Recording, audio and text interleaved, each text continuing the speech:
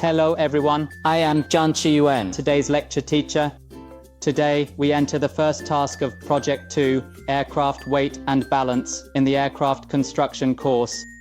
The basic knowledge learning of aircraft weighing and balance. This part of the content is an important basis for ensuring the safe flight and efficient operation of the aircraft, and we will gradually explain it. The content of this course is mainly divided into two parts. The first part is the necessity of weighing the aircraft, and the second part is the term weight and balance. Through the study of these two parts, we can clearly understand the meaning of aircraft weighing and related core concepts.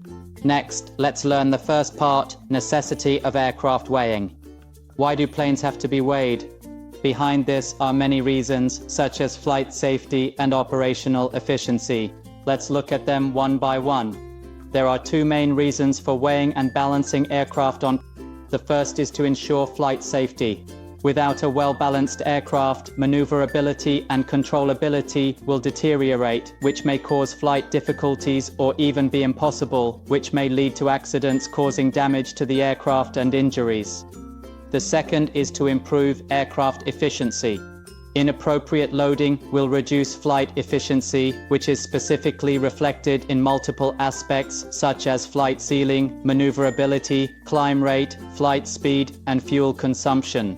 On the necessity and requirements of aircraft weighing mainly involves the role of weight and balance reports and the weighing regulations of different types of aircraft. Weight and balance reports can determine the empty weight and center of gravity of the aircraft. Manufacturers have two weighing methods. One is that each delivered aircraft weighs and issues a report. The second is to weigh a specific type of aircraft according to the 10% to 20% ratio stipulated by the Bureau and apply the average to all aircraft of the same type. After the aircraft is delivered, the user needs to decide whether to reweigh according to the type and method of use. Private jets do not need to be weighed regularly, only after the initial certificate is issued or after major modifications affecting weight and balance. However, when flying, it is necessary to ensure that the loading does not exceed the maximum weight and center of gravity limit. Regulations require that for aircraft performing commercial flights, when transporting passengers or cargo, they must comply with national civil aviation regulations, such as CCAR-121, CCAR-135, etc.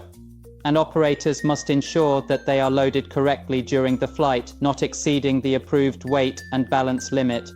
The center of gravity needs to be calculated regularly, usually every 3 years. Specifically, the relevant civil aviation regulations shall prevail.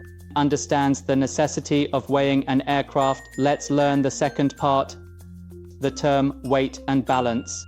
These terms are the basis for understanding and calculating aircraft weight and balance, including 10 core terms such as reference, surface, force, arm, moment, and center of gravity.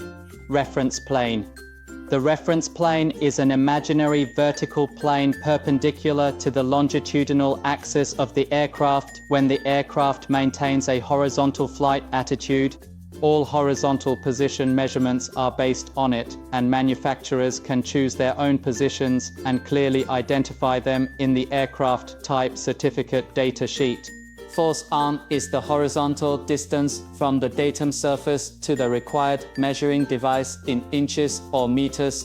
Except for the reference plane, position 0, the position is usually represented by plus and minus. Plus is behind the reference plane, and minus is in front of the reference plane. The formula for calculating torque is weight multiplied by arm unit is pound-inch or Newton-meter. To obtain the moment of an object relative to the reference, multiply the weight of the object by its horizontal distance to the reference. Similarly, to obtain the moment of a certain equipment on the aircraft relative to the center of gravity, CGE, of the aircraft, it can be calculated by multiplying its weight by the horizontal distance to the center of gravity. Center of gravity. The center of gravity of the aircraft is the point where the head-down moment and the head-up moment are equal, and it is the balance point of the aircraft. If the aircraft hovers at this point, it will not have a tendency to pitch. It can be regarded as a point where the weight of the aircraft is concentrated and its position is usually calculated from the reference plane. Maximum weight. Maximum weight is the maximum weight of the approved aircraft and its load, which is clearly specified in the model technical specifications. Due to the different tasks and flight conditions performed by the aircraft, the maximum allowable weight is also different, mainly including the maximum landing weight, maximum parking weight, maximum takeoff weight, and maximum fuel-free weight. Empty weight refers to the weight of the aircraft itself and all fixed equipment actually installed. Includes fuselage, power plant, essential equipment, optional or special equipment, fixed ballast, hydraulic oil, lubricating oil, and remaining fuel, liquid that cannot be placed in the fuel pipe and fuel tank. Empty weight center of gravity.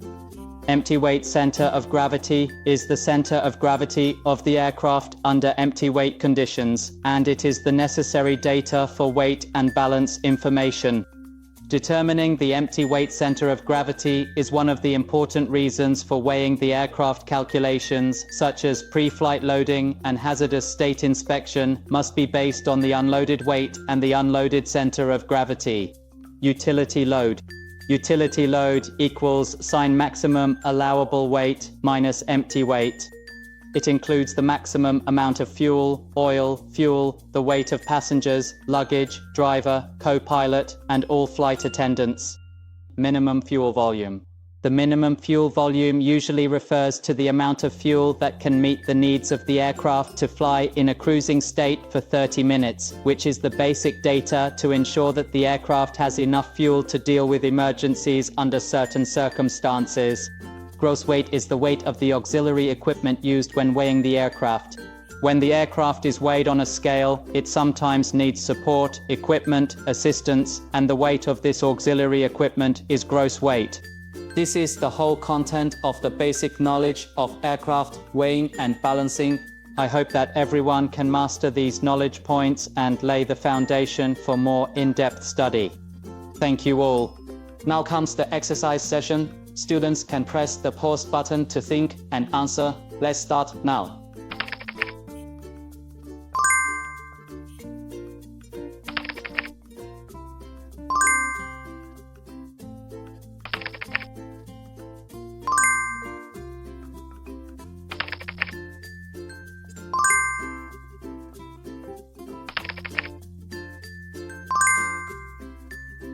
Have all the students answered correctly?